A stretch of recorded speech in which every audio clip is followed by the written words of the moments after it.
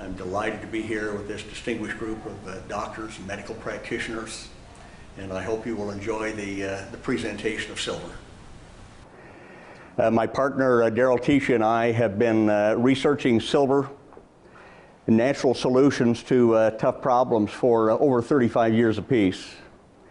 We both began in research laboratories back in 1965 on the Brigham Young University campus, and have continued a very healthy research program since then in many areas. Daryl Tisha in his lifetime has become one of the world's authorities on the subject of silver. And we have accomplished some marvels in the last few decades that we have been researching these particular products. Our lifelong goals have been to include the identification of safe and natural substances. We've been fairly fanatic in this area, wanting to do things in as natural a way as possible. We wanted to find those things that influence the spontaneous regeneration of damaged mammalian tissues. I spent several years in a neurological laboratory working with salamanders, trying to understand the regenerative miracles of those marvelous little creatures, cutting out portions of heart, taking off legs and tails, opening up the backbones, and watching these creatures restore themselves in a most miraculous way. So Daryl and I have set about on a program to try to protect life forms with chemistries that we have spent a lifetime developing. And we focused on microbes, we focused on toxins and diseases of various forms.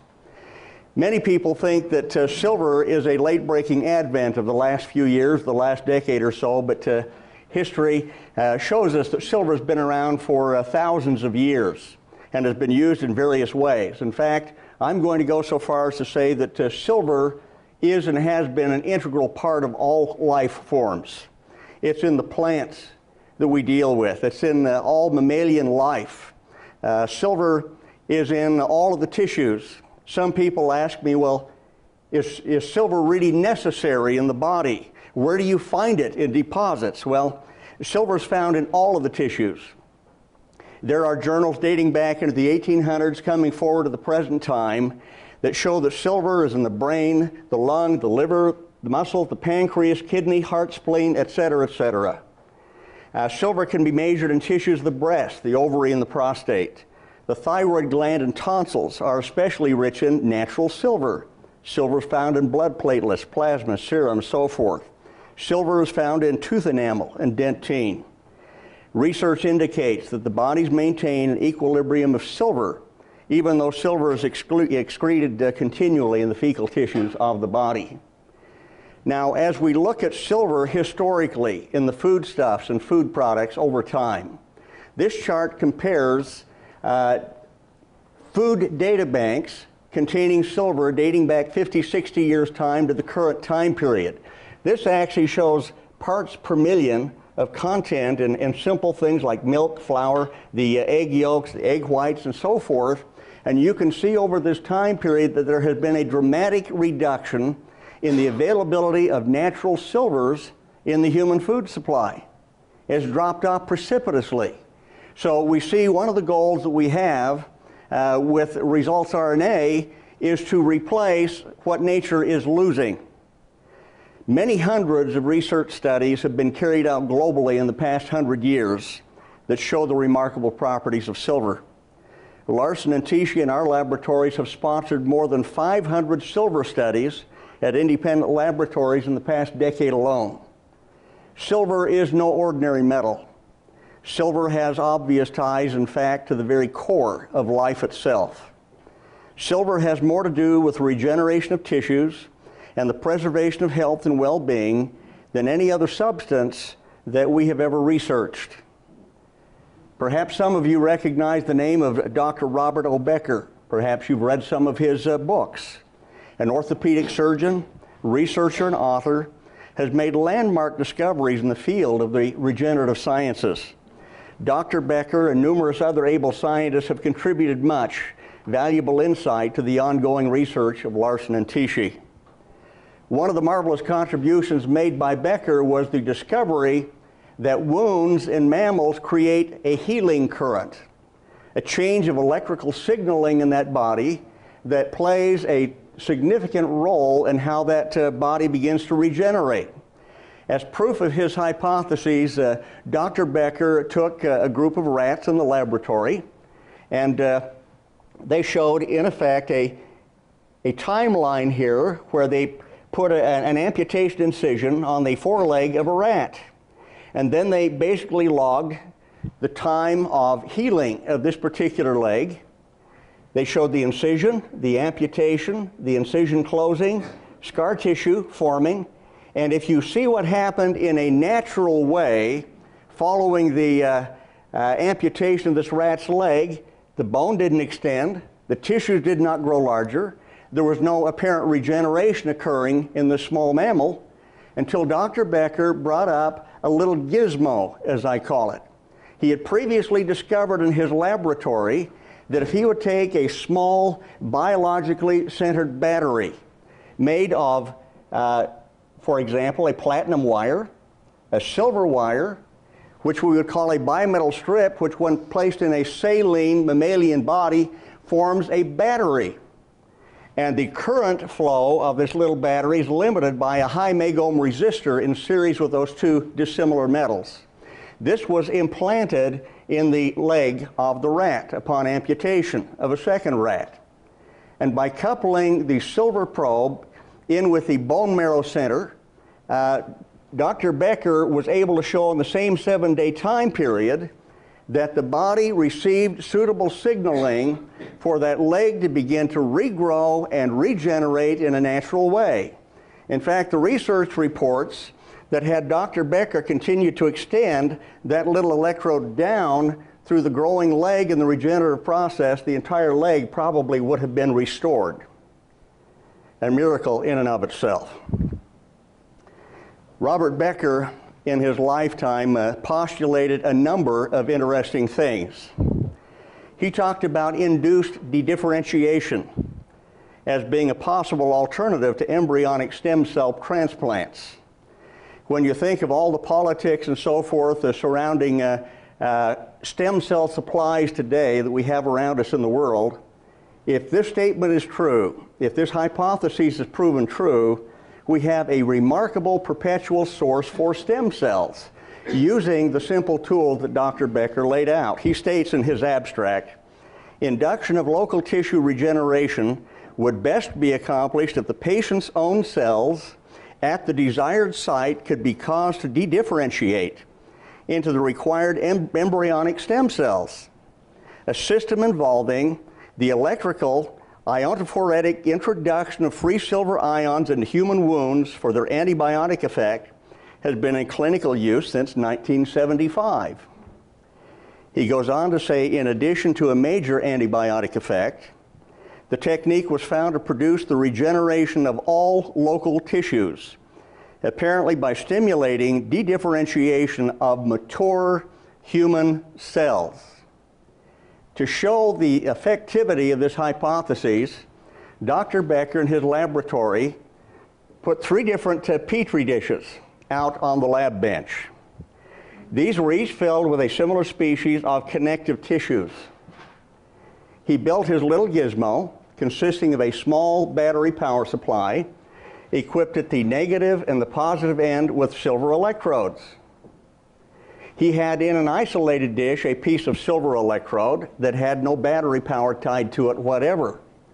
He wanted to see which polarity caused the cellular dedifferentiation that he was seeing in mammals' legs and mammals' bodies and so forth that he had been researching. As you see in the negative electrode side, there was almost minor change, no change in the connective tissue. In the silver standing alone, there was only change immediately around the silver electrode itself. But on the positive side of the terminal, where positive silver ions were propelled through the tissue, he saw, under the microscope, being dedifferentiated, these connective tissue cells which immediately formed the non-adherent fibroblasts, freely floating, differentiated cells that looked just like those that you would find in bone marrow. He did this repeatedly with different types of tissue, producing stem cells in Petri dishes with these small biologic battery type systems. Dr. Becker's research indicates that the growth promoting effect of silver in an ionophoric technique is substantiated by the measured rates of growth of granulation tissue in the open bone graft series. Now remember, Dr. Becker was a bone specialist. And so he said, as he would put these little types of batteries, these silver sources in the wounds, that these particular grafts would regenerate tissue at a rate that was 500 to 600% faster than a normal healing process that would be encountered. So what we're seeing then, ionic silver built in the right way provides an antibiotic-like effect, and Dr. Becker refers to it as having a powerful antibiotic effect. He talks about the change of mature cells back to stem cell quality, and the third contribution of this type of process that Dr. Becker introduced us to was the fact we got a massive increase in the rates of cellular healing and regeneration, calculating out at some 500 to 600%. Now, Dr. Becker's research, we feel, was complicated by the fact that a special electrical device had to be constructed and implanted in a wound to achieve the wondrous effects reported in his research. What if a research team were able to successfully create a safe, easy to apply, silver-based liquid that could produce similar wondrous effects in wound tissues without the need to implant a special electrical device? And this is exactly what Larson and Tichy have created in the last several years of our research. And Dr. Gordon has alluded to this particular product tonight. It is ACS 200. And we have accomplished in the liquid the properties pertaining to silver that will recreate, in essence, some of the wondrous properties discovered by Dr. Becker in his research work. Now, I'm not just going to say this to you in words, I'm going to show you some animal studies that in effect replicate Dr. Becker's work in a very real way to demonstrate that our silver is unique in all the world. There's really nothing like it anywhere. It's safe.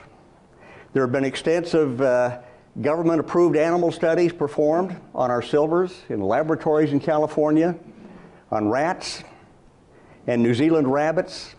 We've looked at the allergenic effects. The products have been sprayed in sensitive eyes, causing no damage or effects whatever.